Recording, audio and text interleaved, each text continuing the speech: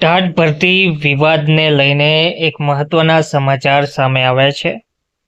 High court દ્વારા TAT ભરતી વિવાદની સુનાવણી કરવામાં આવી રહી છે, જેમાં 500 જેટલી જગ્યાઓ ખાલી રાખી ભરતી આગળ વધારવા સરકારે તૈયારી પણ બતાવી છે. વિગતવાર માહિતી શું છે તે જોઈએ. નમસ્કાર મિત્રો, સ્વાગત છે તમારું અમારી યુટ્યુબ ચેનલ.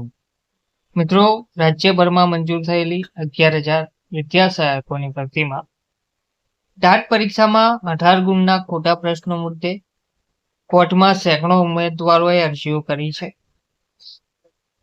જેની સુનાવણી દરમિયાન સરકારે ગુજરાત હાઈકોર્ટ સમક્ષ એવી રજૂઆત કરી હતી કે કેસનો આખરી નિકાલ ના આવે ત્યાં સુધી કોર્ટમાં આવેલા અરજદારો માટે 500 બેઠકો ખાલી રાખીને બાકીની જગ્યાઓ પર ભરતી કરવાની મંજૂરી આપવી જોઈએ. કેસના ગુણદોષના આધારે કોર્ટ નિર્ણય કરે ત્યારબાદ જ બાકીની ભરતી કરવામાં આવશે તેવું કહેવામાં આવી રહ્યું છે. બીજી તરફ અરજદારોએ આ બાબતનો વિરોધ કરતા દલીલ કરી હતી કે માત્ર બેઠકો ખાલી રાખવાથી તેમની સમસ્યાનો ઉકેલ આવતો નથી, કારણ કે તેનાથી તેમને તેમની પસંદગીની જગ્યા પર નોકરી મળી શકશે નહીં. કોર્ટે આ અંગે વધુ સુનાવણી બુધવાર સુધી મુલતવી રાખી છે. તો 500 જગ્યાઓ ખાલી રાખવા કોર્ટ સરકારને આદેશ કરે તો તમને 100 વાંધો છે તેવું હાઈકોર્ટ દ્વારા જણાવાયું છે. સરકારે એવી પણ રજૂઆત કરી હતી કે 11,000 વિદ્યા સહાયકની પોસ્ટ પર ટાટ પરીક્ષાના વિવાદને લીધે રોક લાગી છે, પરંતુ અમે ભરતી કેલેન્ડર બહાર પાડી દીધું છે. આ દરમિયાન હાઈકોર્ટે અરજદારોને એવી ટકોર કરી હતી કે કુલ ખાલી જગ્યાઓમાંથી 500 જગ્યાઓ ખાલી રાખવા કોર્ટ સરકારને આદેશ કરે છે તો તમને 100 વાંધો છે. સરકારને 10,500 જગ્યાઓ ભરવા દો અને માત્ર તે સિવાયની જગ્યાઓ ખાલી રાખવા દો.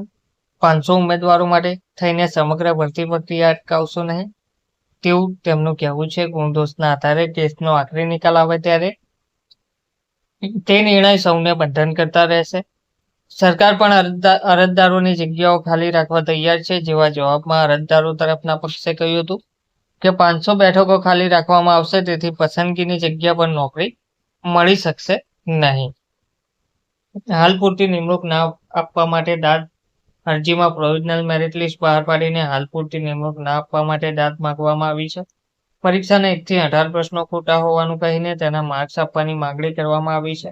આ અંગે સરકારે કહ્યું હતું કે આ સવાલો ખોટા છે કે નહીં તે કોર્ટ દ્વારા નક્કી થાય પછી જ માર્ક્સ આપી શકાશે. સરકારે એવી પણ રજૂઆત કરી હતી કે જો આવી રાહત આપવામાં આવશે તો બીજા 5,000 ઉમેદવારો પણ કોર્ટમાં દોડી આવશે અને પ્રશ્ન માટે પણ તેને ધ્યાને લેવો પડશે.